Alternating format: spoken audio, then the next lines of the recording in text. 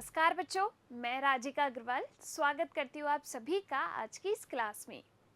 यहाँ हम पढ़ने वाले हैं कक्षा 12वीं का अध्याय नंबर 27 जिसका नाम है जल का भूमंडलीय वितरण। इस चैप्टर के अंदर हम पढ़ने वाले हैं कि हमारी पृथ्वी पर कितना जल उपस्थित है, उसमें से कितना प्रतिशत जल हम काम में ले सकते हैं यानी कि हमारे योग्य है, और कितना प्रतिशत जो जल है वो हमारे पीने योग्य या काम में लेने योग्य नहीं है। तो देखिए यहाँ पर अगर हम बात करें जल के भूमंडलीय वितरण की, तो पृथ्वी पर पाए जाने वाला 97% जल जो है वो कैसा है, खारा। अब ये खारा जल किस में उपस्थित होता है, महासागरों के अंदर, तो जो महासागरों में पाया जाता है। अब इस समुद्री जल से नमक को निकाला जा सकता है विधियों के द्वारा, लेकिन ये एक महंगी विधि है। तो समुद्री जल से नमक को निकालना तकनीकी रूप से संभव है, लेकिन यह विधि काफी महंगी है। अब अगर हम यहाँ पर बात करें अलवणीय जल की, तो केवल 2.7% जल जो है वो क्या है, आपका अलवण जल है। केवल 2.7% पानी ही अलवण जल के रूप में पाया जाता है। पृथ्वी का लगभग 2% जल ठोस अवस्था में पाया जाता है। ठोस अवस्था का मतलब क्या है, जो आपके हिम है, जो पानी है वो जमा हुआ है हिम के रूप में, ग्लेशियर्स के रूप में। हिम शिखरों पर पाए जाने वाले अलवण जल को उपयोग में नहीं लाया जा सकता। क्यों? क्योंकि ये जमे हुए हैं। अगर ये हिम शिखर पिघलने लग गए तो आपकी जो प्राकृतिक आपदा है वो आ जाएगी उन क्षेत्रों में। इसीलिए जो 2% पानी है वो आपकी कैसी अवस्था में है, अलवण जल का जो है ठोस अवस्था में है। इस तरह से पृथ्वी पर पाए जाने वाले जल का कुल 1% भाग ही मनुष्य, पौधों और जंतुओं के लिए उपयोग करने लायक होता है। अब आप समझ रहे हो, पृथ्वी पर जितना पानी उपस्थित है उसमें से केवल 1% पानी ऐसा है जो हम अपने काम में ले सकते हैं। आपको पता है जल ही जीवन का आधार है, हमें पीने के लिए पानी चाहिए, खाना बनाना है पानी चाहिए, अगर कोई फसल का उत्पादन करना है तो पानी चाहिए, यानी कि खेती बाड़ी के लिए पानी चाहिए, कपड़े धोने हैं पानी चाहिए, बर्तन धोने हैं पानी चाहिए, हर एक चीज के लिए पानी की जरूरत होती है। अब अलवण जल झीलों, नदियों, जलधाराओं, तालाबों और जमीन में पाया जाता है। इन ही जल स्रोतों से हम ये जो जल है वो प्राप्त करते हैं। जल का एक छोटा भाग 0.001% वाष्प के रूप में वायुमंडल में पाया जाता है। अब देखो जल की अवस्थाओं की जब हम बात करते हैं तो यहाँ पर अपन देखते हैं ठोस अवस्था में जो जल होता है वो आपके हिम यानी कि हिमशिखर जो है उनके रूप में पाया जाता है। द्रव अवस्था में ये जो जल है वो आपके महासागरों में, नदियों में, झीलों में, यानी कि जितना भी तरल है जल वो आपके जल पाया जाता है। और वाष्प के रूप में भी जल पाया जाता है वायुमंडल में। अलवण जल का वितरण भौगोलिक दृष्टि से एक समान नहीं है। ऐसा नहीं है कि सभी जगह एक समान जल है ये अलवण जल। कई जो क्षेत्र है वहां पर जल की बहुत ज्यादा कमी है ना। उदाहरण के लिए विश्व के कुछ क्षेत्र अलवण जल की आपूर्ति के मामले में काफी धनी है, यानी कि उनके पास ये अलवण जल काफी मात्रा में है, लेकिन कुछ क्षेत्र सीमित आपूर्ति के कारण शुष्क तथा अर्ध शुष्क क्षेत्र होते हैं, यानी कि ऐसे क्षेत्र जहां पर पानी ही नहीं है। यद्यपि पानी एक नवीकरणीय संसाधन है, लेकिन अलवण जल की मात्रा क्या है, आपके निश्चित है। अलवण जल एक कमी वाला संसाधन है और भारत सहित दुनिया के बहुत से भागों में ऐसा ही है, यानी कि हमारे देश के अंदर भी पानी की कमी है। जल स्रोतों के प्रदूषण और बढ़ती हुई जनसंख्या की मांग के कारण अलवण जल पर काफी दबाव है। आपको पता है जनसंख्या तेजी से बढ़ रही है, लोगों की आवश्यकताएं भी बढ़ रही है, उद्योग धंधे बढ़ रहे हैं, अब उन सभी में भी आपके पानी की आवश्यकता होती है। अब इन जनसंख्या के बढ़ने की वजह से कई प्रकार का प्रदूषण हो रहा है, वायु प्रदूषण है, जल प्रदूषण है, तरह तरह के प्रदूषण की वजह से ये जो अलवण जल हमारे पास उपस्थित है इस पर काफी दबाव है कि लोग इतने हैं लेकिन इसकी मात्रा सीमित है, और जो सीमित मात्रा है उसमें भी प्रदूषण हो जा रहा है। जनसंख्या की मांग के कारण अलावट जल पर काफी दबाव है। दुनिया भर में जल का उपभोग लगभग 6 गुना बढ़ गया है। जीवन और पर्यावास के लिए पानी की महत्ता हम सभी को पता है। अगर किसी को मकान बनाना है रहने के लिए तो उसके लिए पानी चाहिए भाई।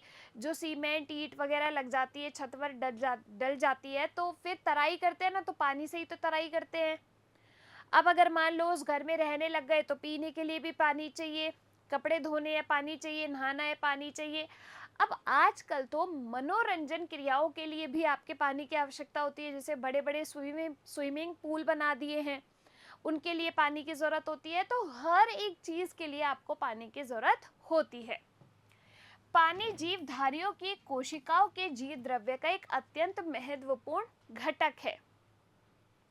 औसतन हमारे शरीर का 70% भाग जल होता है। हमारी बॉडी जो है वो 70% पानी है उसके अंदर। हाइड्रोजन के लिए पानी ही एकमात्र स्रोत है। जल पारितंत्र की संरचना को निर्धारित करता है, क्योंकि हम सब कहीं ना कहीं प्रत्यक्ष परोक्ष रूप से उस जल पर ही निर्भर है। वास्तव में दूसरे सभी तत्वों का चक्रीकरण जल पर ही निर्भर होता है। जब हम बात करते हैं कि और भी जो चक्र चलते हैं हमारे इस पर्यावरण के अंतर्गत या वायुमंडल के अंतर्गत, उसमें भी आपके पानी की जरूरत होती है। विभिन्न चरणों में उनके परिवहन के लिए एक माध्यम की तरह कार्य करता है। पौधे व अन्य जीवों के लिए पोषक तत्वों को ग्रहण करने हेतु एक विलायक माध्यम का कार्य करता है। विलायक जिसके अंदर किसी भी पदार्थ को घोला जाता है, तो विलायक की तरह आपके यहाँ पर पानी कार्य करता है। जल में ऊष्मा अवशोषण की अत्यधिक क्षमता होती है।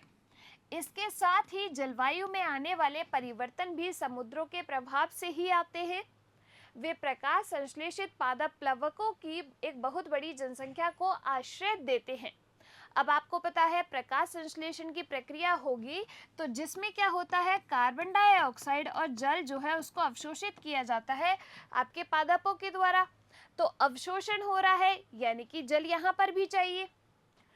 एक बहुत बड़ी जनसंख्या को आश्रय देते हैं ताकि पृथ्वी पर अधिक प्रकाश संश्लेषण हो सके, और अधिक प्रकाश संश्लेषण होगा यानी कि अधिक मात्रा में जो जल है वो अवशोषित होगा। अलवण जलीय पारेतंत्र बहुत से जीवों जैसे कि मछलियों, एम्फीबियनों एवं जलीय पौधों का घर भी होता है। अब आपको पता है ऐसे जल स्रोत, उनके अंदर जो है जलीय जीव भी पाए जाएंगे, है ना। जैसे कि मछली है, एम्फीबियंस जो कि उभयचर होते हैं, जो जल में भी रहते हैं, जो थल पे भी रहते हैं, तो वो उनके अंदर पाए जाते हैं। और जो जलीय पौधे जैसे कि हाइड्रिला, वो आपके जल में ही उपस्थित होता है। तो ऐसा अनुमान लगाया जाता है कि पृथ्वी पर उपस्थित लगभग सभी ज्ञात मछलियों की प्रजातियों का 40% भाग अलवणीय पारितंत्र में मिलता है। यानी कि पृथ्वी पर जितनी भी मछलियां हैं उनका 40% भाग जो हमारे पास 1% अलवणीय जल है उसमें मिलता है। युगों युगों से मानव जीविका उपार्जन और अलवण जल संसाधनों की उपलब्धता पर निर्भर रहता आया है। बहुत सी पुरानी सभ्यताएं नदियों के किनारे पर शुरू होकर वहीं पर समृद्ध होती चली गई। यानी कि नदियों के किनारे जो है छोटे छोटे घर या बस्तियां बसने लगी और वहीं पर वो क्या होते चले गए, समृद्ध। जल कृषि कार्य, घरेलू उपयोग एवं औद्योगिक कार्यों के लिए आवश्यक है। घरेलू कार्य आपको पता है, बर्तन धोने, कपड़े धोने, सब चीज़ों के लिए जल चाहिए। कृषि कार्य, आप कोई भी अगर फसल बोते हैं तो उसकी सिंचाई के लिए हमें जल की आवश्यकता होती है। औद्योगिक कार्य, जितने भी उद्योग धंधे हैं तो आपके पानी जो है वहाँ पर यूज होता ही है, तो इन सभी के लिए जल की आवश्यकता होती है। संसार भर में लगभग 70% पानी का उपयोग कृषि के लिए होता है, क्योंकि जो कृषि है उसका बड़ा ही महत्व है। इसी के द्वारा ही हमारे देश के जो लोग हैं अधिकतर उनको रोजगार मिलता है। केवल 1.1% भाग घरेलू और नगर पालिका आपूर्ति के लिए प्रयुक्त होता है एवं बाकी बचा हुआ भाग विभिन्न उद्योगों में प्रयोग किया जाता है। तो देखिए जो आपका कितना सा पानी है अलवण जल, वो किस प्रकार से वितरित होता है, बांटा जाता है।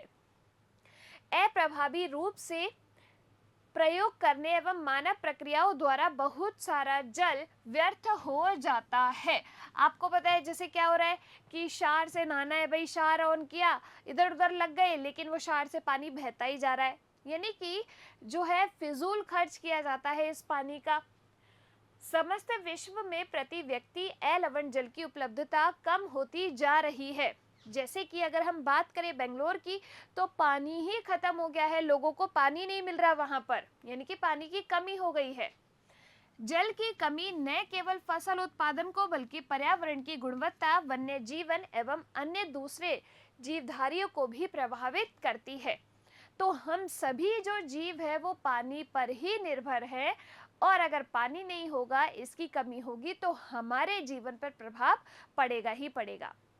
तो आज की इस क्लास में हमने बात की है कि हमारे भूमंडल पर कितना पानी उपस्थित है, जिसमें से कितना सा प्रतिशत पानी है जो लवण जल है, जिसको हम काम में ले सकते हैं। हमारे साथ साथ जो अन्य जीव है, पौधे हैं, वो भी इसी जल को प्रयुक्त करते हैं।